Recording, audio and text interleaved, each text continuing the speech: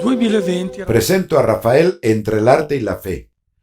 Me gustaría daros algunas ideas para una nueva lectura del maestro de Urbino por medio de los misterios de la fe. Comienzo con la presentación de la Sala de la Señatura, que podemos ver en los museos vaticanos. Aquí vemos la disputa del sacramento y la presentación de las tres virtudes teologales: fe, esperanza y caridad.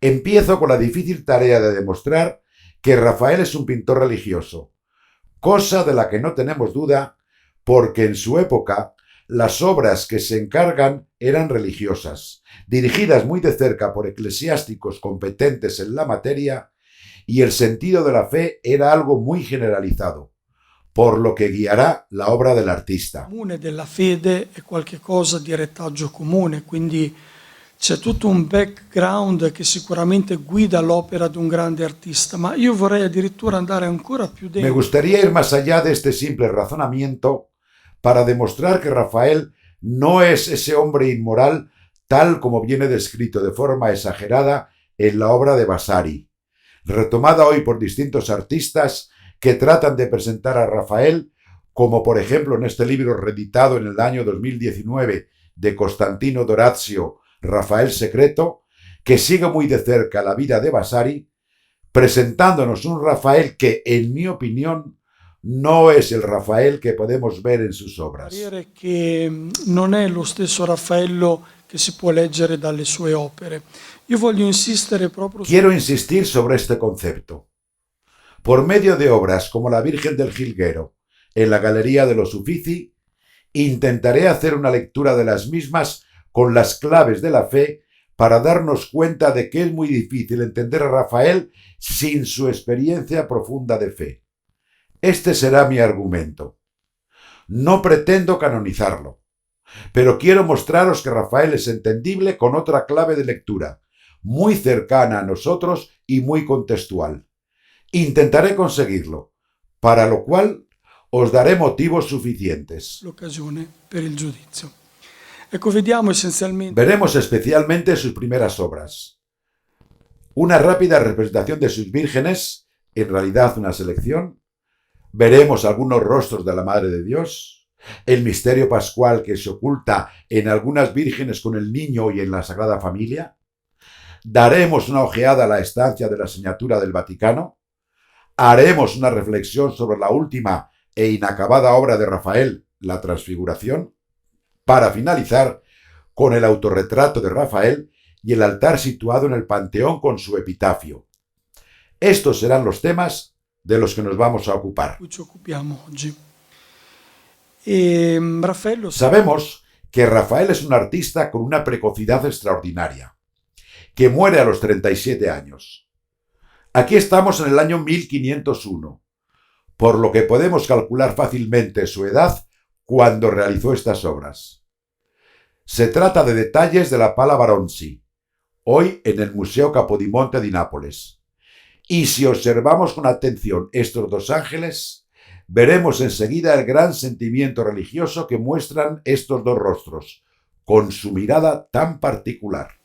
ci accorgiamo subito del grande respiro religioso che hanno questi volti e questi sguardi particolari.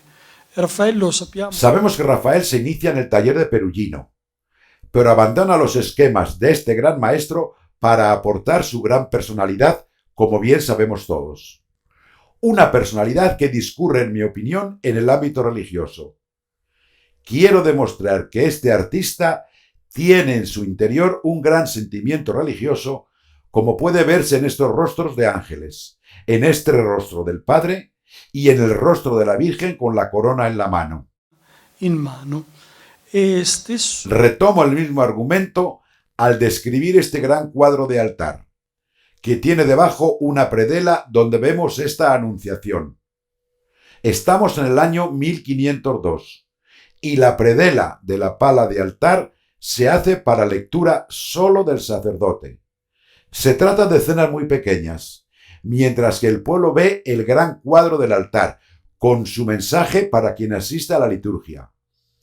El sacerdote ve a su vez las escenas de los recuadros de la predela. A nosotros nos interesa esta de la Anunciación. Molto vicino vede le scene di queste formelle. Qua ce ne sono 3, ma a noi interessa quella dell'Annunciazione. E qui Raffaello Aquí Rafael describe un proyecto muy querido de Piero de la Francesca, donde, entre otros pormenores, quiero destacar el gran espacio que se establece entre el ángel y la Virgen.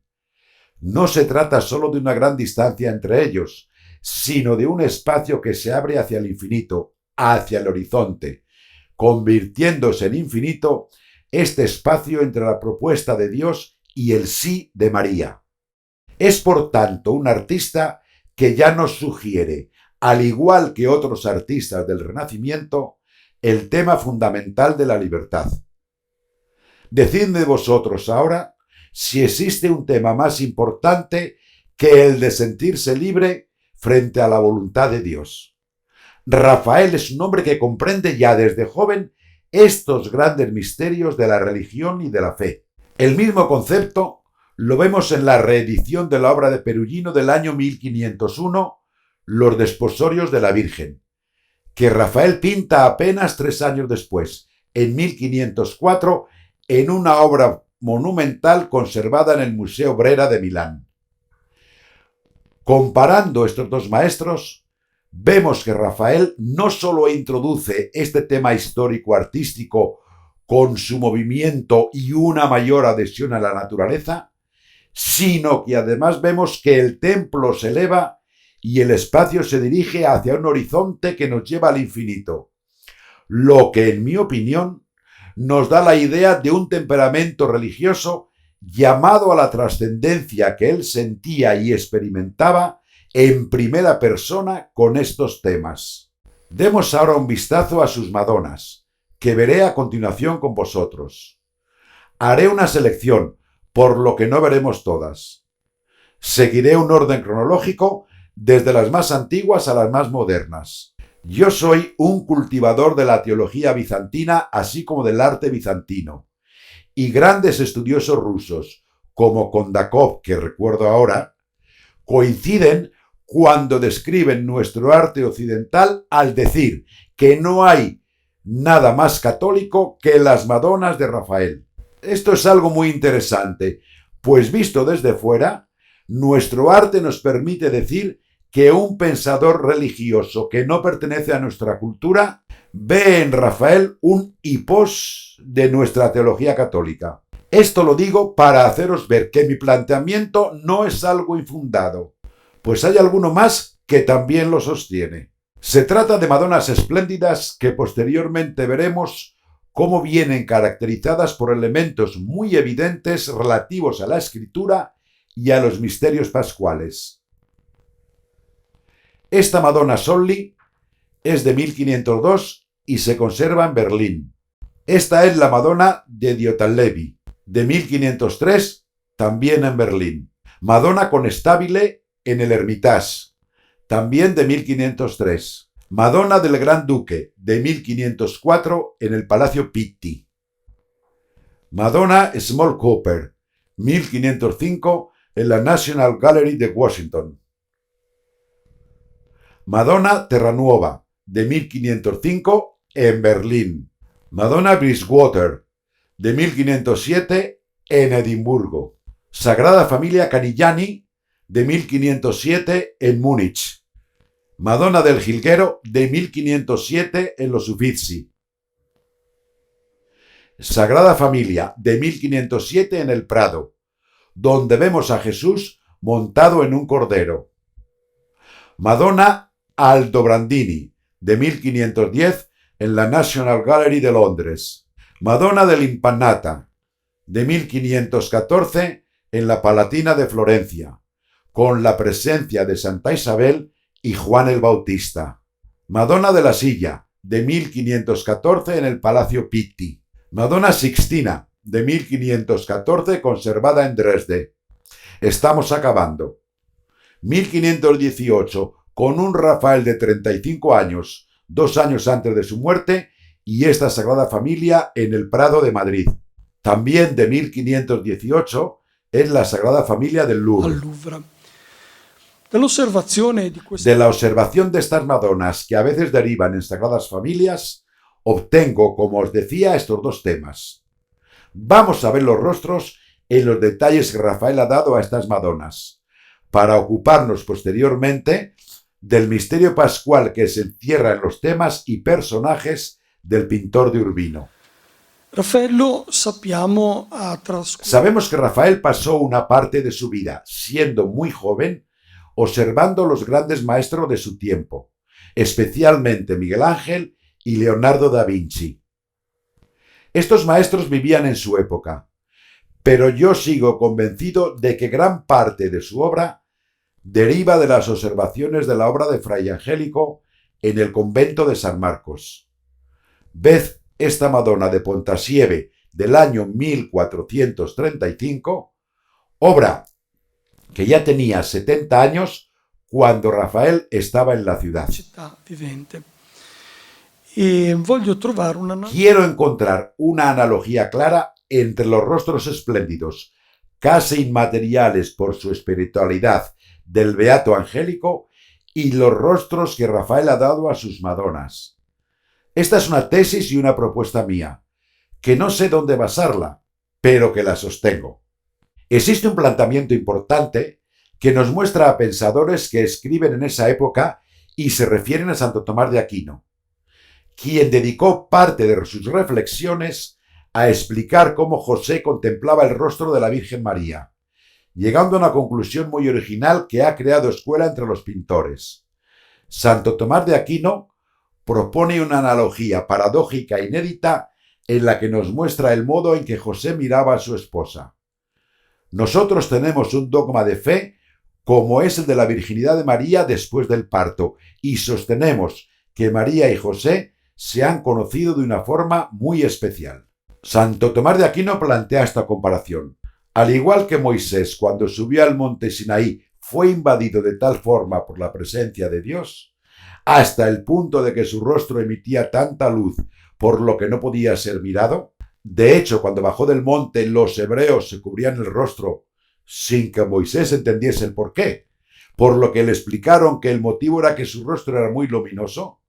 Del mismo modo, Santo Tomás de Aquino dice que José miraba a María de forma similar, pues estaba tan llena de gracia que, usando términos técnicos latinos, dice: no era necesario para José poseerla según el tactus libidis, sino que le era suficiente contemplarla según speciei facei. Che No cosa es fácil voglia establecer dire la è difficile da traducción, tradurre. pero Probabilmente si podríamos potrebbe dire decir così, que tenía un rostro tan aveva lleno un de la volto gracia de Dios talmente pieno que della ya no grazia era di Dio necesario che poseerla, non solo non era pues este necessario rostro te poseía y possederla, te ma comunicaba questo volto tal ti plenitud possedeva, cioè ti que ya no comunicava había una necesidad de pienezza nada tale más. che non c'era più Esta es la bisogno experiencia di que altro. nosotros Questo sentimos è anche l'esperienza cuando che noi estamos facciamo imbuidos por quando la siamo gracia invasi dalla grazia, y che no non abbiamo più sentimos bisogno di necesidad de niente nada perché capiamo al che la entender que presenza di Dio, lo experimentamos la sperimentiamo, presencia è de più Dios grande di ogni como la cosa cosa más che noi grande que possiamo podemos experimentar. sperimentare. Si Ora, contemplamos questi estos volti, rostros, che a mio parere que en Raffaello mi opinión Media da Beato Rafael toma Angelico, de che Fray sappiamo è un Angélico, santo, è il protettore degli que sabemos artisti, que es ha el santo trasmesso anche la protector de sua los santità artistas attraverso le y que immagini ha che ci ha transmitido su donato. santidad por medio de Queste las imágenes que Madonne, nos ha se dejado, le veremos que estos contempliamo, rostros ci nos purifican purificano la lo mirada, sguardo, pues por perché medio de su attraverso la belleza bellezza di nosotros questi volti, alcanzamos una specie gracia facei, noi especie siamo facei raggiunti da una grazia que che nos ci santifica. santifica. Lo Quello que che yo io veo en vedo in el Beato Beato Angelico lo Angélico, voglio vedere lo veo in también en Raffaello. Rafael. Guardate per esempio lo splendore. Veamos, por ejemplo, el esplendor de esta Madonna Conestabile, hoy en el Hermitage, que muestro en detalle. Son imágenes que no necesitan explicación al ser tan bellas, no solo estéticamente, sino también espiritualmente, en el sentido de que con solo mirarlas nos sentimos llamados a contemplar al autor y perfeccionador de las cosas de Dios. L'autore è il perfezionatore delle cose di Dio. Veamos la Virgen del Jilguero. No estamos acostumbrados a ver los rostros de Rafael de este modo, pues generalmente vemos toda la composición. Admiremos el esplendor de este rostro, cosa que podríamos estar haciendo durante horas. Esta es la más bella y tiene su propia historia. Se trata de la Madonna del Gran Duque. Esta imagen fue adquirida por un gran duque toscano, conocido como el Gran Duque, a un discípulo lejano de Rafael llamado el Cigoli. Sabemos que Rafael murió muy joven dejando un taller que continuó trabajando posteriormente con los continuadores de Rafael durante mucho tiempo. Este Cigoli transmitió a su familia esta obra auténtica de Rafael, siendo vendida posteriormente, para obtener fondos, a este gran duque de Toscana, quien mandó colocarla dentro de un doble marco. Incluso hoy la podemos ver así en el Palacio Pitti. Tenemos un marco monumental con el que se fijaba la pared del gran duque y dentro del mismo otro marco para poderla mover. Pues según la leyenda, el gran duque llevaba consigo la Madonna en sus viajes. Este hecho provocó muchos comentarios. Toda Europa sabía que el gran duque, en vez de viajar con su mujer, viajaba con la Madonna de Rafael. ¿Por qué os digo esto? Porque cuando le preguntaban el motivo por el que llevaba en sus viajes esta Madonna de Rafael, haciéndose acompañar por este cuadro de la Madre de Dios, él siempre respondía: «Este rostro me llena y me sacia, por lo que no tengo necesidad de nada más». Ved cómo este argumento que os he presentado hunde sus raíces en la tradición. Un noble toscano de 1700 que se hacía acompañar en sus viajes por esta Madonna, debido a que encontraba una fuerza real y una experiencia espiritual únicas en este rostro de Rafael. Continuando la exposición, pasamos ahora a aspectos más profundos desde el punto de vista empírico, como son los misterios pascuales que se esconden en estas Madonas. Empezamos con la Madonna Conestabile, que yo he visto por primera vez este año en la exposición organizada en el Palacio Ducal de Urbino, conservada en el Hermitage, y que yo no había visto antes en los distintos viajes que he hecho a San Petersburgo. Se trata de un pequeño cuadro de 27 centímetros, casi una miniatura, pero de una factura realmente exquisita. Cosa que digo para quien pinta. Podemos ver que la Madonna tiene una mirada muy serena, como ya habíamos visto, y que pasa a través del niño, quien con curiosidad está leyendo un texto bíblico. A menudo en las Madonas encontramos a la Virgen que enseña a leer al niño Jesús, haciéndole leer pasajes de la Biblia que Jesús intuía que se referían a sus personas. He querido incluir una lectura por medio del canto del siervo del Señor, de las profecías de Isaías, y que leemos normalmente en los tiempos de la Pasión. Que el texto que lee el niño se refiere totalmente a la Pasión es algo que entendemos muy bien por la mirada de María. Creo que aquí Jesús está leyendo este texto. Maltratado, se dejó humillar y no abrió su boca. Como oveja fue conducida al matadero, y como un cordero que está sin balar en manos de quien lo trasquila, así él no abrió su boca. Con opresión y sentencia injusta fue quitado de en medio. ¿Quién se aflige por su posteridad? Sí, fue eliminado de las tierras de los vivos y por culpa de mi pueblo fue condenado a muerte. La Madonna del Jilguero. Aquí vemos a Juan el Bautista con Jesús y a la Virgen que muestra a Jesús un texto, mientras éste se vuelve porque le ha dado Juan un pajarillo, que es un jilguero. Sabemos que el jilguero representa un pájaro de vida difícil, pues se alimenta de cardos, planta espinosa, áspera, amarga y muy compleja, que exige mucho esfuerzo para poder extraerle la pulpa comestible del envoltorio en el que se encuentra. Por ello, este pájaro es considerado tradicionalmente el símbolo de la pasión, del sufrimiento y del esfuerzo. Aquí tenemos a Jesús que está leyendo un texto que la Virgen le muestra y a Juan el Bautista que le dice que su destino será como el del jilguero, lleno de sufrimiento. Quiero imaginar que el texto que María propone a Jesús es el capítulo 50 de Isaías. He ofrecido mi espalda a los que me azotaban, mi mejilla a quienes me arrancaban la barba. No he escondido mi cara a los insultos y a los que me escupían. El Señor Dios me asiste, por lo que no siento vergüenza. Por eso mi cara se endurece como la piedra al saber que no he quedado yo confundido. En esta Madonna Bridgewater debemos observar con atención especial este movimiento tan particular del niño. No conozco una situación parecida, por lo que es una aportación de Rafael. Se comprende bastante bien que el niño, por la postura que adopta, está cayendo desde lo alto como se aprecia viendo la cabeza de la Virgen y este brazo que se agarra a esa pieza de tela que no lo sostiene, pues se trata de un velo de la Virgen poco consistente. Vemos también que la Virgen no lo sujeta con su mano derecha y parece que con su mano izquierda lo empuja, lo que supone que este niño, por la gravedad, antes o después, terminará cayendo al suelo. El mensaje aquí es muy claro.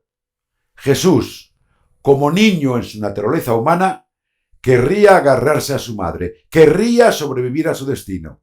Sabemos que Jesús, en el huerto de los olivos, ha hecho esta oración.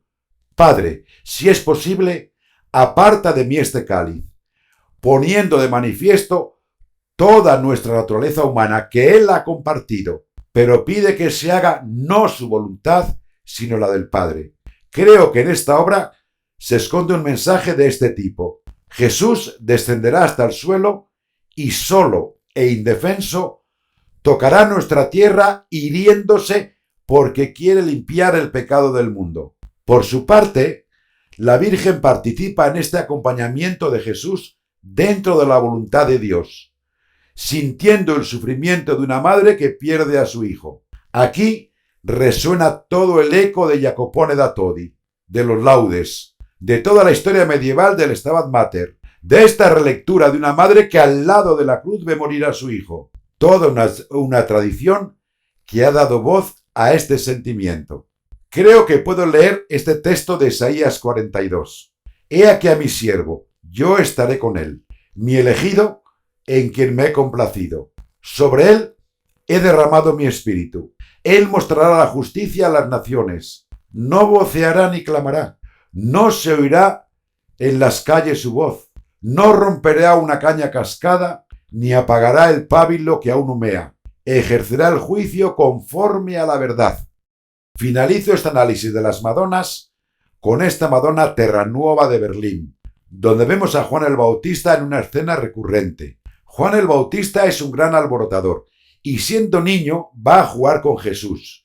Pero en vez de jugar a los juegos con los que juegan nuestros niños, juegan a la pasión, donde se ve de forma clara que Juan el Bautista está tan imbuido de su misión ya desde pequeño que cuando ve a Jesús lo considera ya el Cordero de Dios. La misión de Juan es hacer ver que después de él vendrá uno más grande y a quien no es digno de desatar la suela de su sandalia. Aquí Rafael, como toda la tradición, nos muestra que ya a los 3 años, cuando Juan se encontraba con su primo, que tenía algunos meses menos que él, su juego consistía en jugar a la cruz y cosas similares. Vemos que Juan tiene la cruz en sus manos y le dice a su primo que este será su destino, tal como te lo digo yo, a la vez que muestra un rótulo que Jesús coge en sus manos, pues lo quiere leer y donde se puede leer Agnus. Queda claro que la frase es Ecce Agnus Dei qui tolli peccata mundi, frase que todavía pronuncia hoy el sacerdote en la elevación, en clara referencia a estas 2 citas del Evangelio de San Juan, cuando dice que al día siguiente, viendo a Jesús dirigirse hacia él, hacia Juan el Bautista, ya grande que recuerda los juegos de su infancia, dijo: He aquí el Cordero de Dios que quita el pecado del mundo. Y en otro momento, mirando fijamente a Jesús cuando pasaba, dijo: He aquí el Cordero de Dios. La Madonna Aldobrandini presenta el concepto anterior más evolucionado. Recordad que Juan, que ha ido a jugar con Jesús, presenta una vez más la cruz, pero ahora además le da una flor roja. La flor roja, como bien sabemos, es símbolo de la pasión y de la sangre. Observad también lo que hace la Virgen con sus manos. Con una parece sujetar al niño, pero lo que sujeta es un trozo de su vestido. Y ved la fuerza con la que aprieta su vestido. Se ve muy bien el esfuerzo que hace para no sujetar a su niño. Quizá quería decirle, no cojas esa flor y no escuches a Juan, que es muy pequeño todavía. Pensemos en otras cosas. Con la otra mano, vemos que empuja claramente hacia abajo a Juan el Bautista, como si tratara de impedir que haga estas cosas para que deje en paz a su niño. Se trata siempre de la visión de una madre que no puede sentir otra cosa que el amor, el afecto y la protección de su hijo. Pero pese a ello, las cosas son de esta forma. Juan da la flor roja, símbolo de la pasión, aunque vosotros me habréis enseñado que la flor es sobre todo el símbolo de la resurrección. Hoy he estado en un funeral y sobre la caja se han colocado una buena cantidad de flores para decirnos que una vida que se ha apagado resurgirá de nuevo. En todas las culturas no hay símbolo más evidente de vida que el de una flor en su esplendor. Vemos, por tanto, cómo aquí está presente el misterio de la cruz. Jesús, que morirá para resucitar. Quiero ahora incluir también 2 citas del Apocalipsis. Sobre estas cosas que os digo, es probable que Rafael, cuando realizaba sus obras, tenía al lado teólogos como yo que le sugerían frases de la Escritura que Rafael ha hecho suyas en mi opinión. No es un simple ejecutor, sino que parece que sea un hombre en la plenitud de su espiritualidad, que añade a las indicaciones de los teólogos su propia espiritualidad a lo largo de sus obras. Esta es la tesis que estoy sosteniendo. Las citas a las que me refería son estas. El cordero que ha sido inmolado es digno de recibir poder y riqueza, sabiduría y fuerza, honor, gloria y bendición. O esta otra. Todas las criaturas del cielo y de la tierra, las que viven bajo tierra y en el mar, y todos los seres vivos que existen, oyó que decían, a aquel que se sienta en el trono y al cordero, alabanza, honor, gloria y poder por los siglos de los siglos. El tema de la muerte presente en el discurso de la vida y la resurrección. Esta es quizá una de las imágenes más interesantes. De nuevo tenemos la presencia del Cordero entendido como el mensaje de Juan el Bautista, Ecce Agnus Dei. Pero en esta obra vamos aún más lejos. Jesús montado sobre un cordero y jugando con él es una identificación incluso física.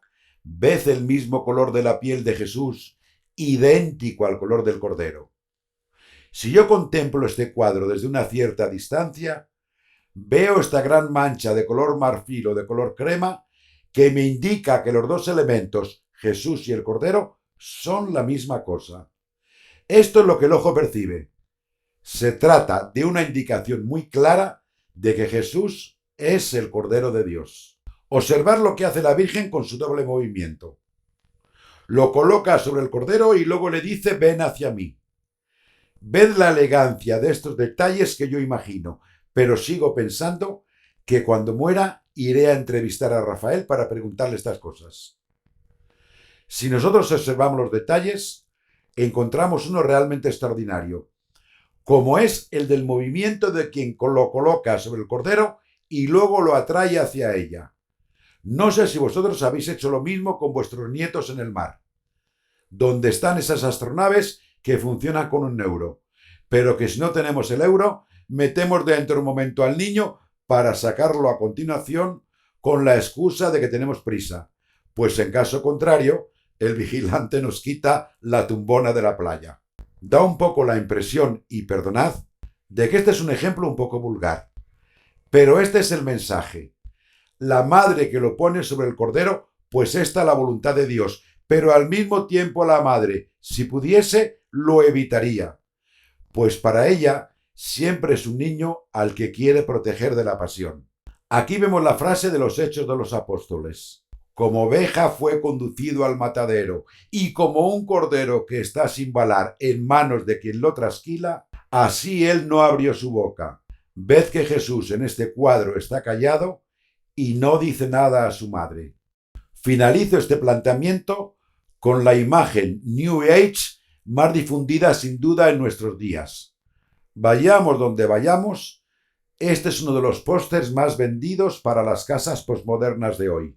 Muy pocos saben que procede de la parte inferior de la Madonna Sistina, conservada en Dresde, como bien podemos ver. Estos ángeles vienen citados hoy, fuera de su contexto, por la incapacidad de entender dónde están colocados y su profundidad teológica, como dos niños con alas, que en el mundo posmoderno de nuestras casas laicas y tecnológicas puede significar una cierta referencia a nuestro destino celeste, al hecho de estar protegidos por un ángel, al hecho de que de niños éramos todos buenos e inocentes, o a cualquier otro significado. Pero ved que en la Madonna Sistina de Rafael están mirando a la Virgen y al niño que están encima de ellos. Observad la mirada con la que están mirando. No se trata de ángeles distraídos, sino que tienen una profundidad extraordinaria en su mirada. Tienen una connotación muy dramática, pues están pensando qué significa la encarnación del Hijo. Se preguntan esto, y cito la primera cita de Pedro 1:12. A ellos les fue revelado, está hablando de los ángeles y de la encarnación, que no para ellos mismos, sino para vosotros, hombres, administraban las cosas que ahora se os han anunciado por medio de los que os predicaron el Evangelio, habiendo sido enviado del cielo el Espíritu Santo. Es decir, que Dios se ha hecho hombre, en cuyas cosas los ángeles quieren penetrar con su mirada. El ángel no es capaz de entender cómo es posible que Dios se haya hecho hombre, pero especialmente que se haya expuesto al pecado del mundo y que incluso hoy, en el espacio y en el tiempo, se mantenga su gracia a pesar de nuestra ingratitud. Este es el rostro a través del cual los ángeles, el rostro confiado a Rafael probablemente para explicar este texto, a través del cual decía, los ángeles ven el misterio de la encarnación. Perdonad si es poco, pero si estos planteamientos son verdaderos, entendemos ahora la profundidad teológica de estos teólogos que orientaban el trabajo, así como la profundidad espiritual de Rafael que representa estos temas. Ecco, poi arriviamo alla stanza della segnatura. Llegamos ahora a la estancia de la señatura.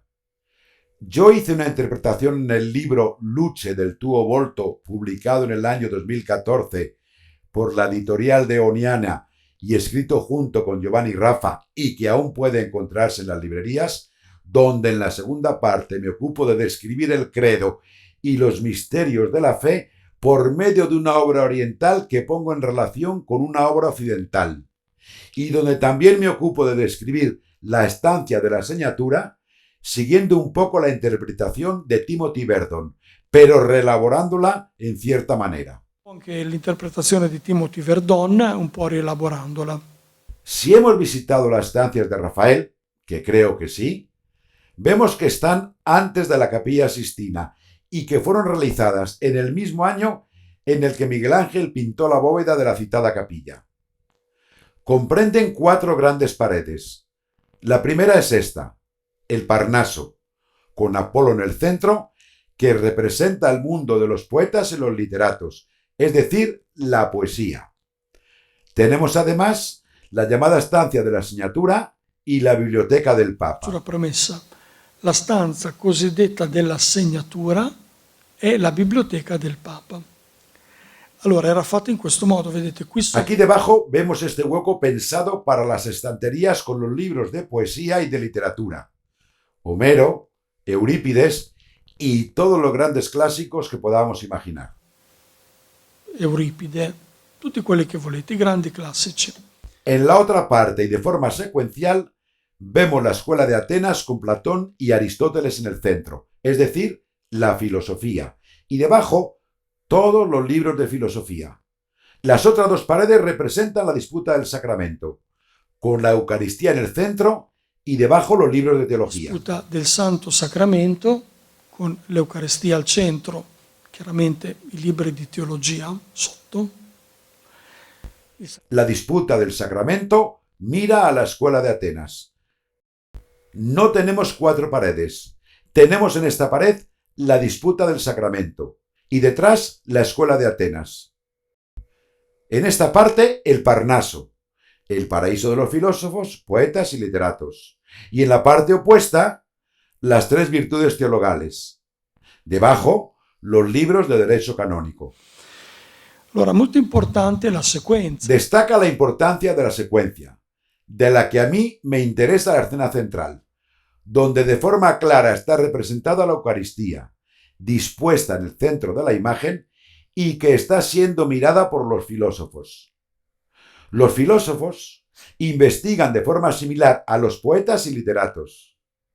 Investigan los misterios de Dios por medio de las emociones y el sentimiento. Aquí Rafael ha situado en el centro de todos los poetas y literatos a Apolo y no a Dionisios, porque debemos pensar que en el arte, sobre todo la poesía y la literatura, especialmente en nuestro imaginario, la poesía procede de alguien que abandona la razón, poniéndola aparte para hacer aflorar y hacer hablar a los sentimientos. En el imaginario griego, esto estaría representado por Dionisios, con la liberación de los sentimientos de la razón. Immaginario greco, questo sarebbe Dioniso, quindi la liberazione dei sentimenti dalla ragione. Mentre invece Pero Rafael, por su parte, sitúa en el centro a Apolo, que es el origen de todas las formas racionales.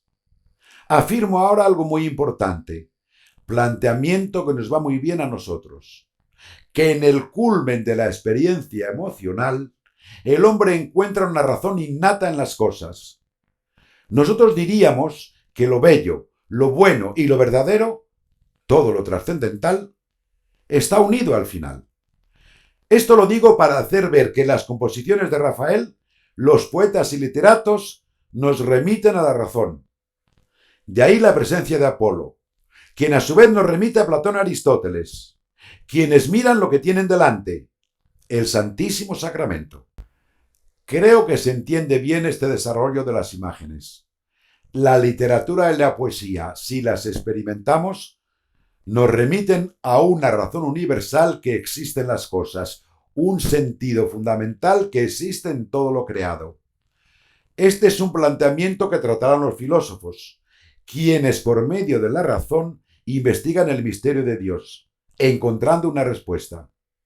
Esta respuesta la encuentran cuando van más allá de su mirada para encontrar este gran fresco que encuentran de frente.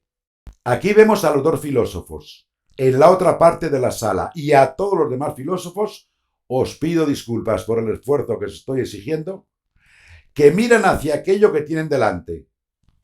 Observad lo importante que es el estudio contextual de las cosas. davanti a loro, e vedete com'è importante lo studio contestuale delle cose, perché sennò qui, se voi leggete un... Si leemos una guía de la escuela de Atenas, nos dirá que un personaje es el propio Rafael, que otro es Miguel Ángel, que otro es Bramante y que otro es Diógenes, por citar algunos ejemplos. Pero si conocemos el significado teológico, vemos que la biblioteca del Papa tenía un significado teológico.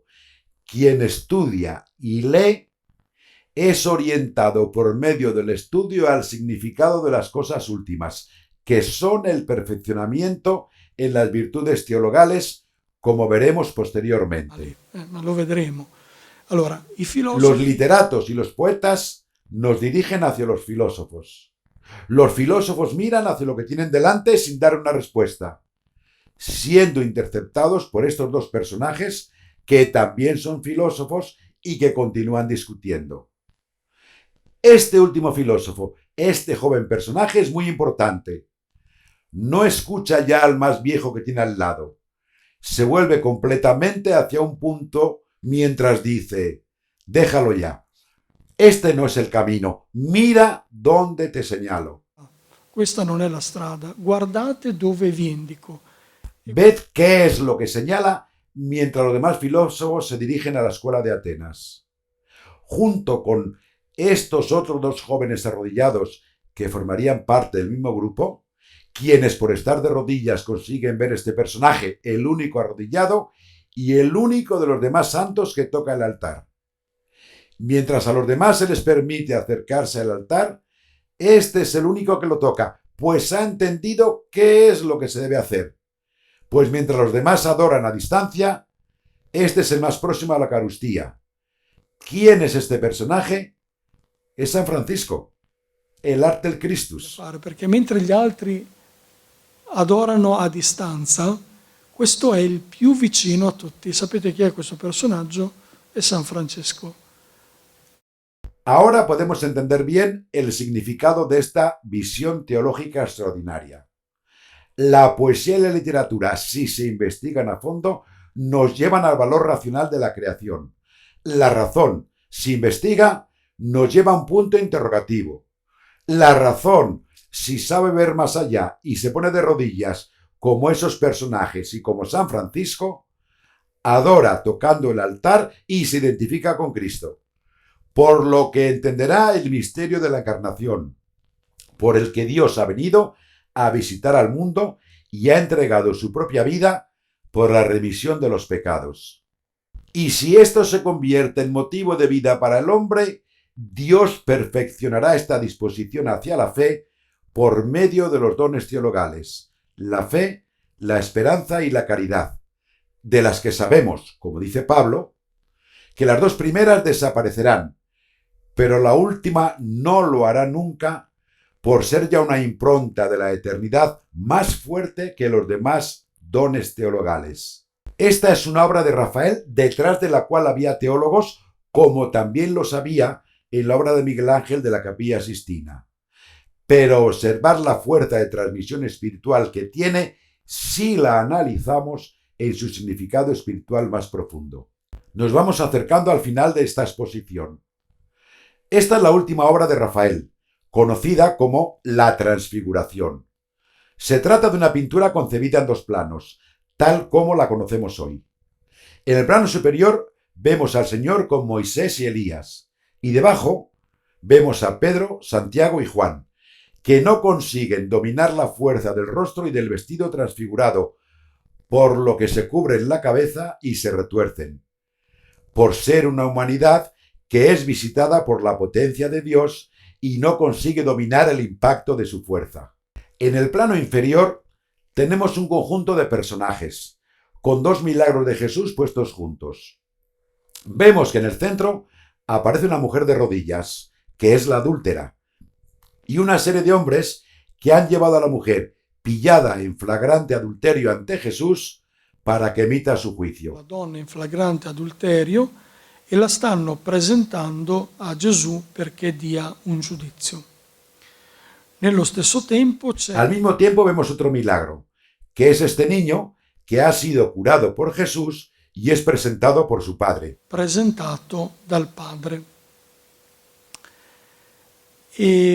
Allora, ¿Cuál es el posible nexo de unión entre estas dos imágenes? La idea es que Jesús está aquí presente sin estar presente. Pues mientras en el plano superior vemos a Jesús presente de forma evidente en el misterio de la transfiguración, que no se ha dado a todos, pues solo lo han visto aquellos que estaban con él, debajo, en la cotidianidad, Jesús hace milagros en la medida en que lo acogemos por medio de la fe. miracoli nella misura in cui lo accogliamo attraverso. Parece, por tanto, una gran síntesis entre el mensaje ya dicho y no dicho todavía, que nosotros tenemos ya en el Señor el misterio de la fe, pero todavía no lo poseemos porque por medio de esa fe lo gozamos en la esperanza. Nella speranza. Quindi mi sembra Creo que este podría ser el testamento de Rafael mientras estaba todavía vivo, por lo que puede ser considerado como un gran manifiesto de la fe que nos ha dejado en esta gran obra. questo artista. E poi arriviamo Llegamos ahora al autorretrato y al altar con su tumba y epitafio. Si leemos la vida de Vasari, consultada por tantos autores a lo largo de los siglos, veremos que Rafael murió de una forma muy indigna. No os digo cómo, pues en cierto modo quiero canonizarlo y salvarlo, por lo que debemos olvidar cómo murió y pasar a ver qué obra le dedicaron. salvarlo, Ma comunque dimentichiamo il come è morto o come è stato raccontato che è morto. Andiamo a vedere invece che cosa è stato fatto per lui. Allora, anzitutto è stato... Como sabemos, fue sepultado en el Panteón de Roma, monumento que Agripa levantó en Roma para todos los dioses, con la idea de crear un sitio para que todos los dioses, incluidos los nuevos, pues Roma ensanchaba sus fronteras, estuviesen presentes en el Panteón. Se trata de un criterio claramente sincretista, que probablemente gustará mucho a los sincretistas actuales. Estaríamos ante el concepto de que todas las religiones son iguales, por lo que si reunimos dentro a todos, no dejarán descontento a nadie. Este es el significado del Panteón. Sincretisti di oggi, dove sarebbe il concetto tutte le religioni sono uguali, prendiamoli tutti dentro, non scontentiamo nessuno. Questo è il Pantheon. Il Pantheon è stato... El Panteón fue transformado en basílica en el siglo VII. Actualmente es una iglesia llamada Santa María de los Mártires. Si entramos en el Panteón, encontraremos de frente el altar mayor para el culto. Aquí está también enterrado el rey de Italia, pero el personaje más emblemático es Rafael. Esta es su tumba en el interior del Panteón. Pantheon dove si trova. C'è una scritta... Hay una inscripción en su tumba que vemos aquí, y que le dedicó el humanista Pietro Bembo, amigo suyo, y que dice lo siguiente: Ille hic es Rafael timuit quos hospite vinci, rerum magna parens et moriente mori, cuya traducción realmente muy bella sería más o menos esta: aquí yace Rafael, la naturaleza, la rerum magna, temía ser vencida por él cuando vivió. Mientras vivía Rafael, la naturaleza esperaba en cierto modo que muriera, pues si continuaba, iba a ser derrotada por él. No sé si se podía escribir una cosa más extraordinaria de un artista. Es decir, ha reformulado la naturaleza de tal forma que la naturaleza misma ha pensado que era mejor dejarlo fuera para no ser derrotada por él. Pero ahora ha muerto y tiene miedo de morir. Perché se no ci batte, temette di essere vinta. Però dice, ora che egli è morta, ora che egli è morto, teme di morire anche lei con lui. Questa sarebbe forse la traduzione migliore. Este es un homenaje que un humanista ha querido dedicar a su amigo, pero que refleja ya quién era Rafael para sus propios contemporáneos y qué es lo que representaba en vida. Si nosotros hubiésemos tenido que poner una foto sobre su lápida, deberíamos haber buscado entre sus fotos donde solo encontramos 2 autorretratos de Rafael. Este que hizo muy joven y otro de época más tardía que encontramos en la estancia de la Señatura, colocado entre los filósofos de la escuela de Atenas. Analicemos este retrato desde el punto de vista religioso y viendo cómo el autor se representa a sí mismo. En él se aprecia una cierta nota de tristeza, pero esta tristeza, si profundizamos en su mirada, es de tipo metafísico. Rafael, cuando ha hecho este autorretrato, era muy joven. Era el autor más cotizado de la época, querido por todos, apreciado por todos y genial hasta el punto, como dice Bembo, de que la naturaleza temía que entrase en competencia con él. Era un hombre que lo tenía todo, pero le faltaba Dios. Este es el gran drama metafísico que tienen todos los grandes espíritus. Nosotros mismos somos llamados a hacer arte porque simplemente hay algo que nos falta. Sabemos muy bien que cuando hacemos una obra de arte, sentimos en algún momento que nos parece tocar y poseer el infinito que no se puede poseer. Yo quiero pensar a Rafael de esta forma, como un hombre que lo tenía todo, pero a quien le faltaba Dios. Y ha encontrado a Dios en estas obras tan hermosas que nos ha dejado y que, si sabemos leer, nos transmiten un sentimiento profundo de fe. Así lo quiero ver también en esta Caterina de Alejandría, que muestra un doble movimiento si la observamos bien.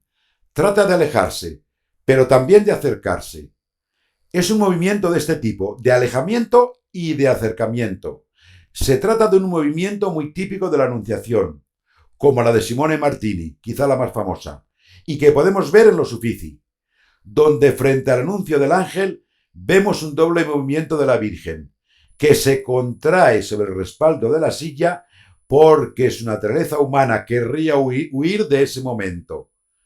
Pero a la vez su cuerpo se dirige hacia el ángel y con la inclinación de su cabeza da el consentimiento al ángel. Aquí vemos a Santa Caterina apoyada en la rueda dentada con la que fue triturada. Querría apartarse de este trance, pero no consigue más que dar un sí a la voluntad de Dios. Esta sigue siendo una obra de Rafael, donde se puede seguir observando la teología que encierra. Quiero acabar con la obra de Santa Cecilia, obra que se encuentra hoy en la Pinacoteca Nacional de Bolonia y que fue pintada para la iglesia de San Giovanni in Monte. Robada por Napoleón, fue recuperada y traída de nuevo a Italia, donde fue declarada bien cultural y colocada en la Pinacoteca, mientras en su emplazamiento original tenemos una buena copia. En esta obra quizá tenemos toda una síntesis en la última obra que os muestro. Cecilia, la protectora de los músicos, ve todos los instrumentos musicales destruidos. El tiempo y la violencia del hombre destruye todas las cosas buenas que la humanidad puede crear, como los instrumentos musicales o la voz. Pero aunque desaparezcan todas estas cosas, la voz que viene del cielo, de la presencia de Dios en los ángeles que cantan, jamás puede ser eliminada. Creo que esto nos habla del mensaje que Rafael quería transmitir, referido también a la pintura. Puede pasar todo, pueden pasar los pinceles, pueden pasar las telas, pueden pasar los colores, puede pasar la vida misma, pero Dios permanece. Y si uno está con Dios, nadie le podrà quitar nada. Resta. E se uno sta con Dio, nessuno gli può più togliere niente. Yo no so. Yo no sé si he hecho una lectura aceptable, pero prefiero pensar que al menos he hecho una lectura plausible, en la que he querido transmitir que si nos adentramos en estas obras y las leemos desde el punto de vista de la fe, forzando quizá un poco las cosas, comprenderemos que este gran artista, que en mi opinión tenía una gran fe a nivel personal, podemos deducir que transmitió y nos transmite incluso hoy un mensaje tan profundo de fe que bien podemos decir que podemos escuchar con fuerza y potencia la fuerza del Evangelio que resuena en la extraordinaria obra de Rafael. Opera di Raffaello.